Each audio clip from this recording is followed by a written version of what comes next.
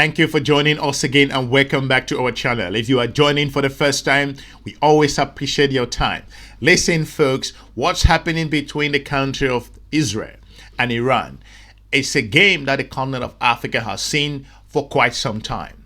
But make no mistake, it's important for countries to have important strategic partners. At the moment, the United States of America is out of control in terms of its geostrategic relationship globally and not just from the continent of Africa. If you look at what's happening between Israel and the country of Iran, Iran so far is retaliating based on how the country of Israel has engaged Iran like never before seen. Iran, to an extent, has said that they are standing their grounds. Make no mistake, experts from around the world have questioned the particular preemptive approach by the country of Israel, considering the fact that Israel has taken out a number of Iran's top leadership. But more importantly, the United States of America's President, Mr. Donald Trump, recently said that the leader of Iran is an easy target. I think the Russians have sent a strong message. Russia has just come out and said, don't do it, don't try it. Do not even go there, because this playbook is something which the continent of Africa has seen.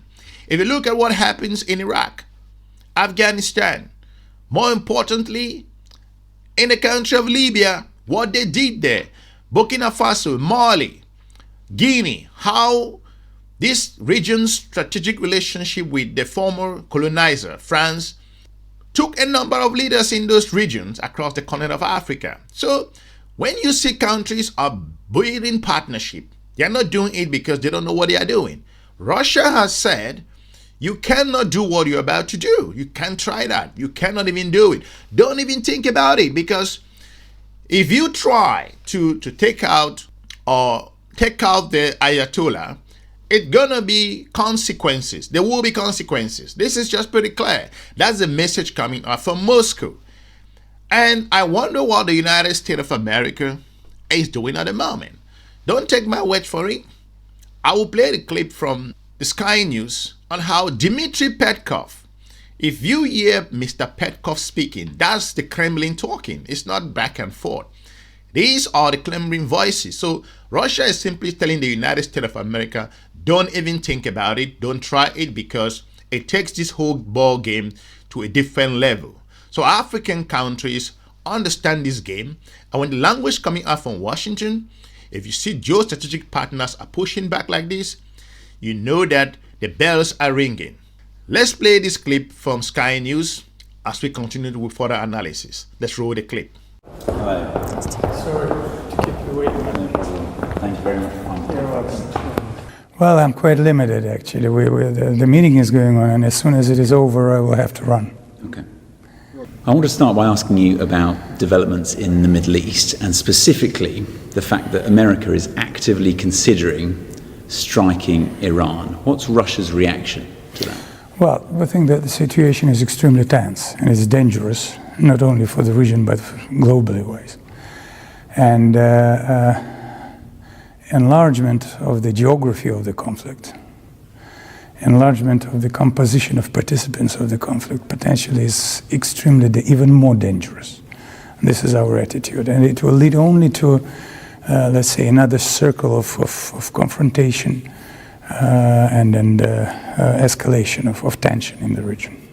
Potentially, it's extremely dangerous. And how concerned are you about the prospect of regime change in Iran?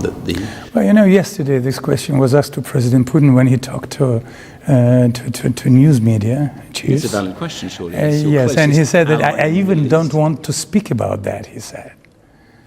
So it's unimaginable. It's unimaginable, and it should be unacceptable. Even talking about that should be unacceptable for everyone. But it is being talked about. Unfortunately. Donald Trump has been openly speculating about it. What do you make of that language? Is it irresponsible, inflammatory? Well, he never said about a definite decision on that. But he's speculating about killing Iran's supreme leader. We would rather not do that by ourselves. If it were to happen, though, that Israel assassinated Ayatollah Ali Khamenei with US assistance, how would Russia react? Very negatively. Very negatively. We will strongly disapprove it. Would it prompt any action? Well, actually, it will lead to an action coming from inside Iran. Iran's society is very well organized and very well consolidated, and it will lead to birth of extremist moods inside Iran. And those who are speaking about that, they should keep it in mind. They will open the Pandora box. We did a lot of mistakes, and we did open lots of Pandora boxes through the last decade. Why should we do another mistake? So if you basically see why the United States of America actually refused intelligence from its own Director of National Intelligence, the lady here I'm talking about, her name is Tulsi Gabbard, who's told the United States Senate or Congress, told them that Iran has not gotten to that point. They are not there yet. Other international intelligence agencies have said these guys are not there. They haven't arrived. They are working towards that. They want it for some peaceful purposes. But I'm just basically telling you they are not there. What happens? The United States leader, Mr. Donald Trump, threw his own national security official under the bus. And it's to tell you that there is a hidden agenda in terms of this particular hawkish behavior. And if they can't listen to their own national intelligence person, then who are you in the continent of Africa to push back? So Russia is saying that we know your game, we know what you guys been doing in the continent of Africa and other regions, taking out the head. Listen, folks, don't try and do that, because if you do it, you are going to take this whole thing. There will be catastrophic or some consequences coming forward if you do that, because we're not going to sit back and see you do what you are talking about. Let's roll this clip. Now, Russia has offered to mediate the conflict, but it seems like Donald Trump has spurned Vladimir Putin's offers. He said that he told the Russian president, do me a favor, mediate your own conflict. What's Moscow's response to that? Well, as a matter of fact, we're not insisting that we should mediate. We just saying that we have a potential to mediate. Should it be necessary and should it be wanted by countries involved, now we're speaking about Israel and Iran, then we'll be ready, because yes, we have a relationship of strategic partnership with Iran, and we have quite a working, constructive relationship with Israel. And President Putin, he spent quite a significant time talking to Prime Minister of Israel, President of Iran, President of the United States, Chairman Xi of China, President of UAE, and other countries. So he's deeply involved, and he knows what is going on. And using our good relationship, constructive relationship with all the parties concerned, we could be of use. Should it be wanted, we can help. Should it not, we're not going to do anything. But that specific remark from Donald Trump, saying that he told Vladimir Putin, do me a favor, mediate your own, that's a bit of a put down, isn't it? How did Vladimir Putin No, react? not at all. Not at all. Listen, everyone has a different language.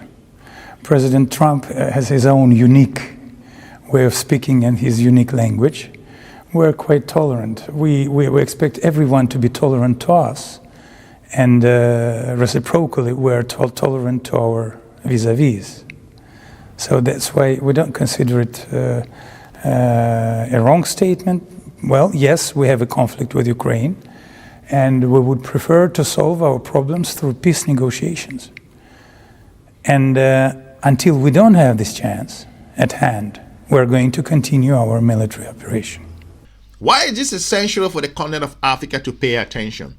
Africa must pay attention to what's happening in Beijing, in Moscow, in Washington, in Brussels, including in Pretoria, in Delhi, wherever, in Addis Ababa.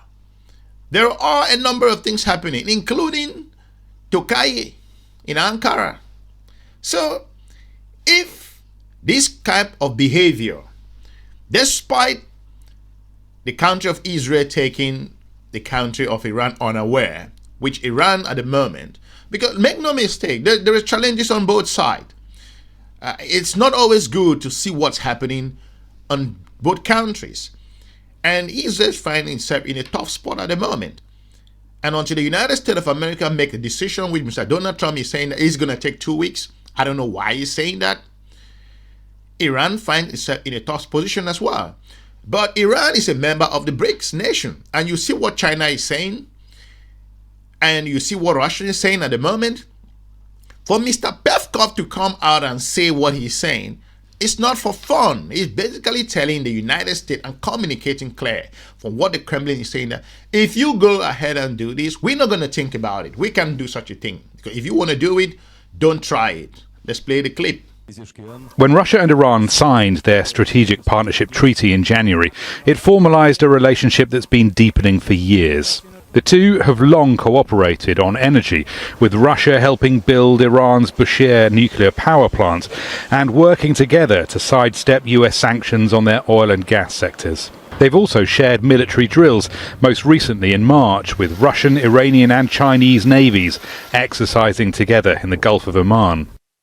But with Iran now under sustained and unprecedented attack from Israel, eyes are on Vladimir Putin to see if he'll help. The strategic partnership does not include any mutual defence commitments, and Russia's military capacity to help Tehran isn't what it used to be. Russia will by no circumstances get involved directly in this war. For two reasons. First one, that's not the war which directly touches upon Russian interest. Indirectly, yes, but directly not.